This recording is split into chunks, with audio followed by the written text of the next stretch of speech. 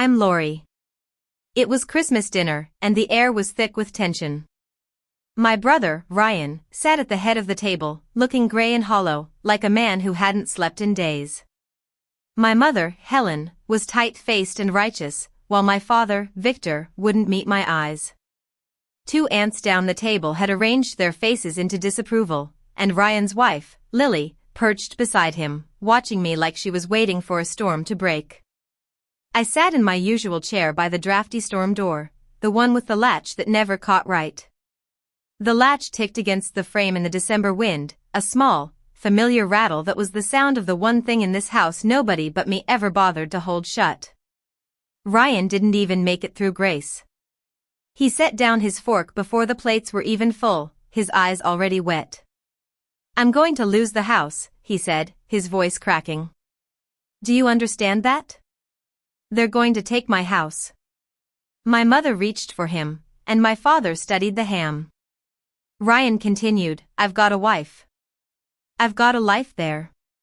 And you're sitting on $25 million. You could fix this with one phone call, and you won't." I kept my hands folded. "How much do you think would fix it, Ryan?" I asked evenly.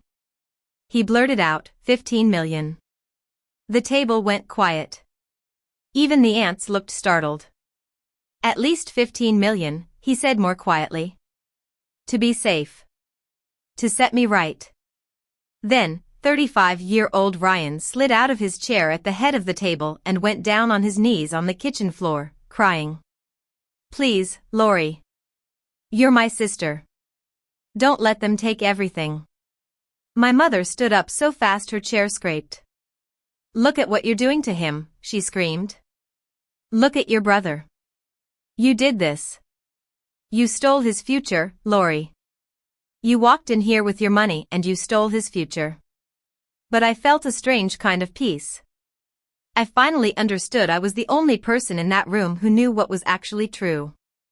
It all started a long time ago. I grew up in a family where my parents, Helen and Victor, always favored Ryan. When I was 18, I wanted to rent a small apartment. I asked my mother to co-sign the lease, but she looked at me over her coffee and said, "Honey, we can only ever back one horse." She meant Ryan, and she always meant Ryan. She believed that a son carried the family forward, while a daughter was supposed to fend for herself. So, I worked doubles at a local diner and paid the deposit out of my tips.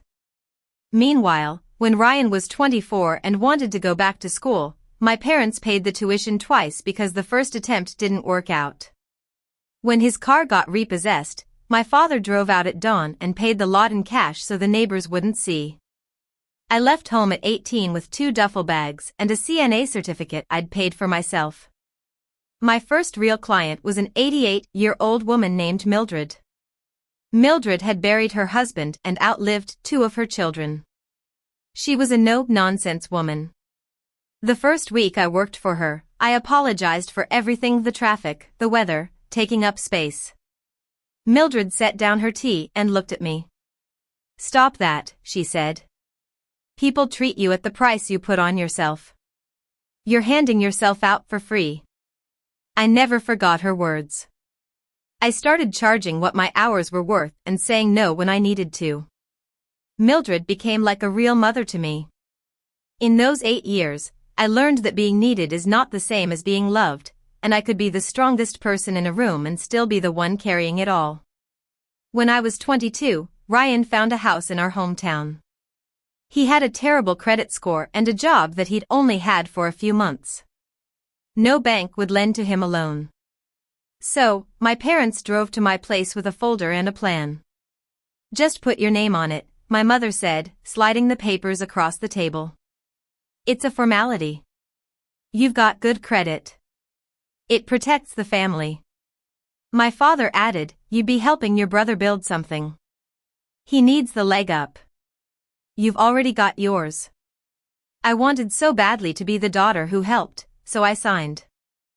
They made me a co-borrower on the loan and the note, putting my name beside Ryan's. I even put $3,500 of my own savings into the down payment because the gift money fell through. They promised I'd be taken off in a year or two once Ryan got on his feet. But that never happened. As a co-borrower, I couldn't just walk away.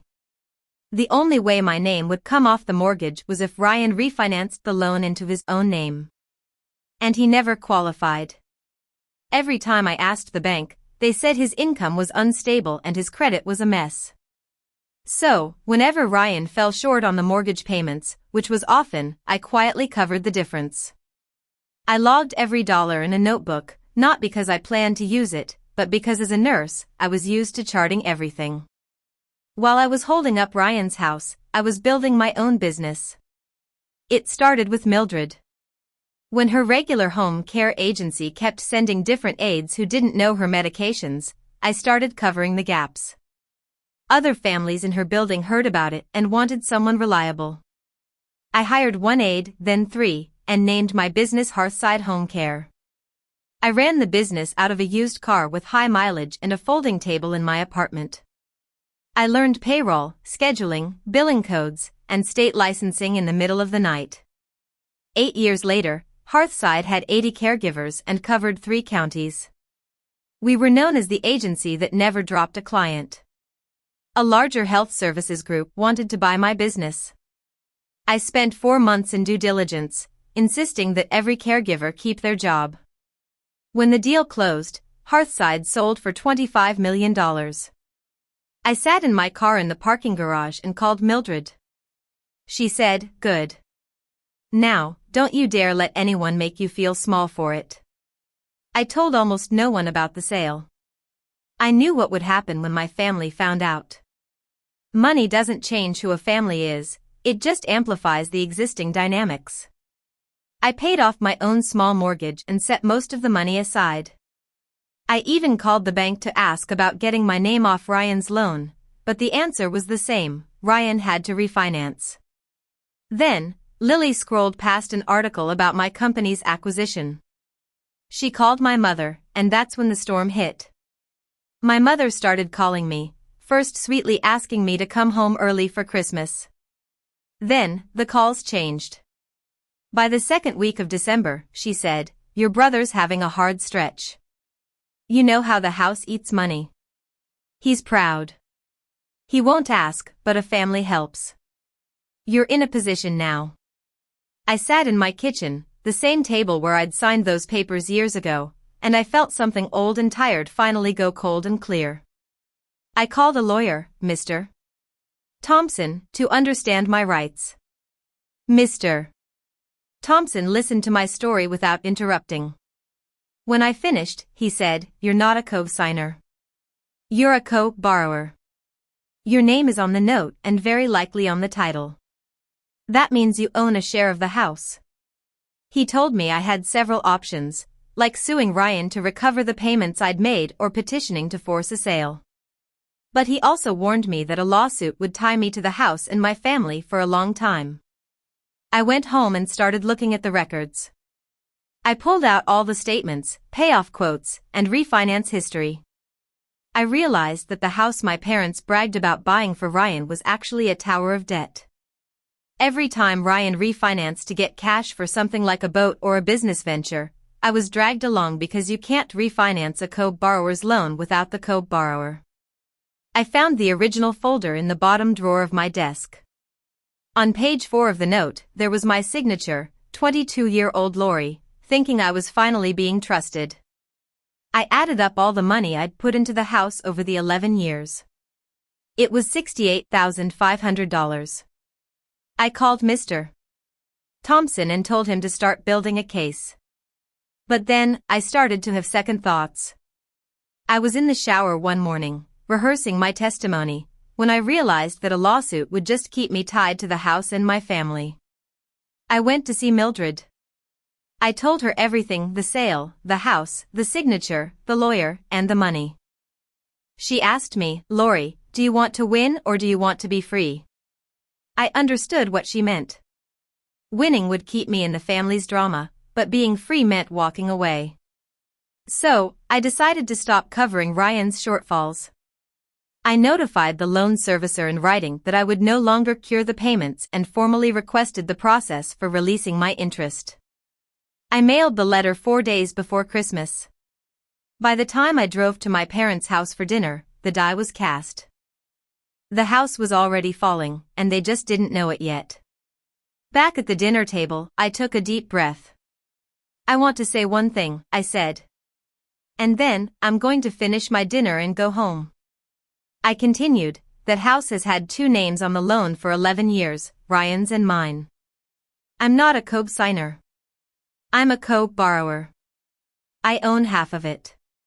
Since you were 24, when no bank would lend to you a loan, Mom and Dad asked me to put my name and $3,500 of my savings on the line. And for 11 years, every time you came up short, I covered it. $68,500 in total. None of you knew. That's the only reason the house never went under. Ashley went pale, and Ryan's mouth hung open. My mother's righteousness flickered into fear. Last week, I stopped. I didn't sue anyone. I didn't take $1 from any of you. I simply stopped paying for a house that was never supposed to be mine to carry. The only way my name comes off the loan now is if you refinance it into your own name, and we all know you can't. My mother stammered, family money comes home to family.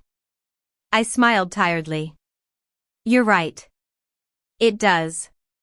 It's finally coming home. To me. I stood up, put on my coat, and said, I'm not angry at any of you. I'm not going to fight or sue. I've spent my whole life in this family's ring, and I'm finally walking out. Ryan, I hope you figure out the house, but I won't be the one to do it for you. Mom, Dad, don't call me about money. If you want to call me about something else, I'll pick up. I opened the storm door, and the wind caught it.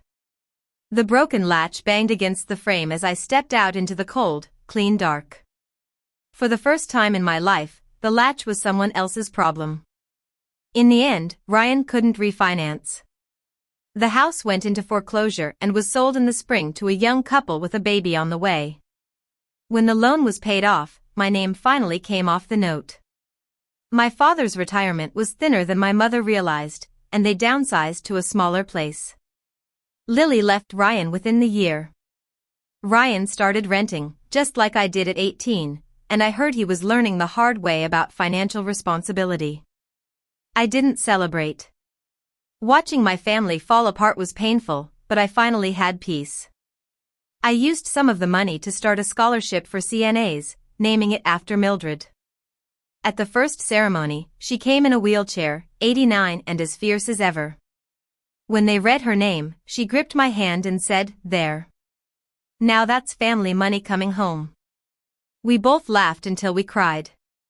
My parents weren't there, but for the first time, that absence didn't feel like a wound.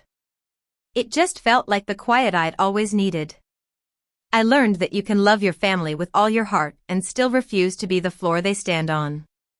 You can be the strongest one in the room and finally set the room down.